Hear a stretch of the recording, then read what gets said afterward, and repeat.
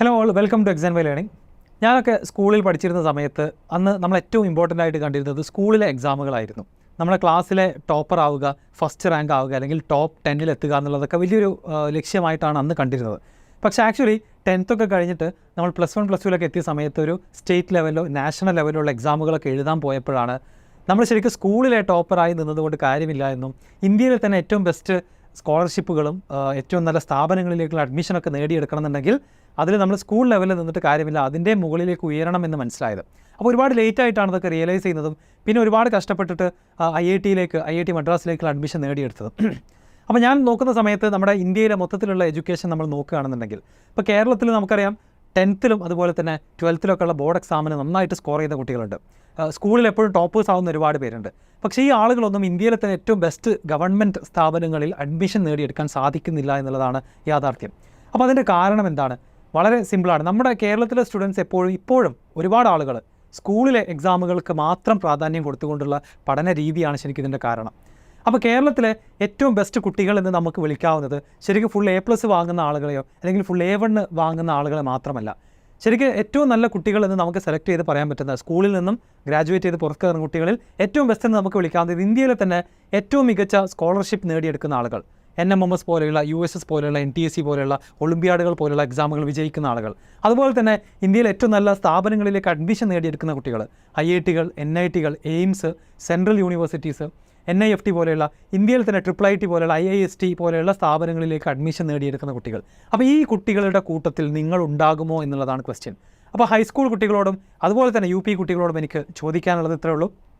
ഇന്ത്യയിലെ ഏറ്റവും ബെസ്റ്റ് കുട്ടികളുടെ കൂട്ടത്തിൽ പെടാൻ നമ്മൾ എന്താണ് ചെയ്യേണ്ടത്? നിങ്ങൾ ചെയ്യേണ്ട കാര്യം വളരെ സിമ്പിളാണ്. നിങ്ങൾ സ്കൂൾ ലെവലിൽ നിന്നുകൊണ്ട് സ്കൂളിലെ ടോപ്പർ ആവാനോ അല്ലെങ്കിൽ സ്കൂളിലെ എക്സാമിന് മാത്രം പ്രിപ്പയർ ചെയ്തുകൊണ്ടിരിക്കുകയാണെന്നുണ്ടെങ്കിൽ ഒരിക്കലും നമുക്ക് എന്ത് ചെയ്യാൻ കഴിയില്ല, ഒരു നാഷണൽ ലെവൽ അക്കാഡമിക്സിൻ്റെ ലെവലിലേക്ക് നമുക്ക് ഉയരാൻ കഴിയില്ല. അതിന് നമ്മൾ സ്കോളർഷിപ്പ് എക്സാമുകളും കോമ്പറ്റേറ്റീവ് എക്സാമിനേഷൻസ്, മത്സര പരീക്ഷകൾ എഴുതി പ്രാക്ടീസ് ചെയ്യേണ്ടതായിട്ടുണ്ട്.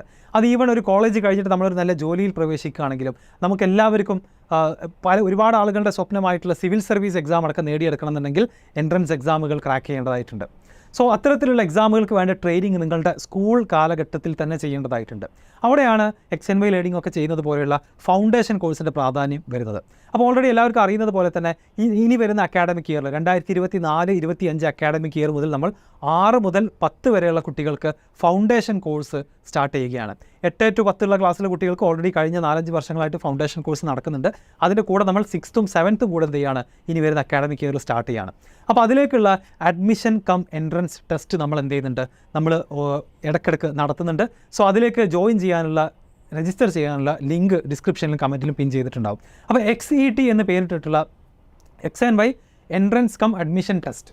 അപ്പോൾ നമ്മുടെ ഈ ഒരു കോഴ്സിലേക്കുള്ള അഡ്മിഷന് വേണ്ടി നമ്മൾ നടത്തുന്ന ഒരു എൻട്രൻസ് എക്സാമിനേഷനാണ്. ഇതിലൂടെ നല്ലൊരു എമൗണ്ട് സ്കോളർഷിപ്പ് നേടിക്കൊണ്ട് നിങ്ങൾക്ക് എന്ത് ചെയ്യാൻ പറ്റും, ഞങ്ങളുടെ കോഴ്സിലേക്ക് ജോയിൻ ചെയ്യാവുന്നതാണ്. അപ്പോൾ എന്തിനാണ് ഈ കോഴ്സ് എന്ന് ചോദിച്ചു കഴിഞ്ഞാൽ ഞാൻ നേരത്തെ പറഞ്ഞതുപോലെ തന്നെയാണ്.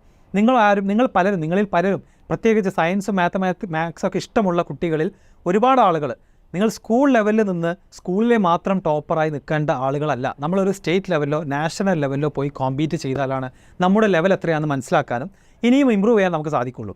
ഓക്കെ, അപ്പോൾ ഈ XET എന്ന് പറയുന്ന എക്സാമിനെ കുറിച്ച് കൂടുതൽ ഡീറ്റെയിൽസ് നിങ്ങൾക്ക് അറിയണമെന്നുണ്ടെങ്കിൽ അതിന് വേണ്ട കംപ്ലീറ്റ് ആയിട്ട് എക്സ്പ്ലെയിൻ ചെയ്ത വീഡിയോ ഇവിടെ I ബട്ടണിൽ കൊടുക്കുന്നുണ്ട്.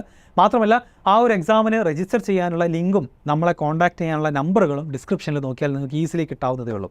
സോ കേരളത്തിലെ ഏറ്റവും ബെസ്റ്റ് കുട്ടികളിൽ ഇൻക്ലൂഡഡ് ആവാൻ നിങ്ങൾക്ക് ആഗ്രഹമുണ്ടെങ്കിൽ, അല്ലെങ്കിൽ നിങ്ങളുടെ കറൻറ്റ് ലെവലിൽ നിന്നും നിങ്ങൾക്ക് മുകളിലേക്ക് എത്തണം, ഇന്ത്യയിൽ തന്നെ ഏറ്റവും ബെസ്റ്റ് സ്കോളർഷിപ്പുകളും ഏറ്റവും ബെസ്റ്റ് കോളേജുകളിലേക്കുള്ള അഡ്മിഷനും നിങ്ങൾക്ക് നേടിയെടുക്കണമെന്നുണ്ടെങ്കിൽ XandY Learningൻ്റെ ഫൗണ്ടേഷൻ കോഴ്സിനെ കുറിച്ച് കൂടുതൽ നിങ്ങൾ അന്വേഷിക്കുക, കൂടുതൽ അറിയുക.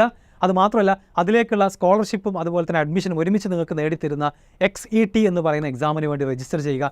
ഞങ്ങളുടെ ടീം നിങ്ങളെ എത്രയും പെട്ടെന്ന് കോൺടാക്ട് ചെയ്യും. നെക്സ്റ്റ് XET നടക്കുന്ന ഡേറ്റ് എന്നാണെന്ന് അറിയിച്ചുകൊണ്ട് നിങ്ങൾക്ക് ആ എക്സാമിൽ അറ്റൻഡ് ചെയ്യാവുന്നതാണ്.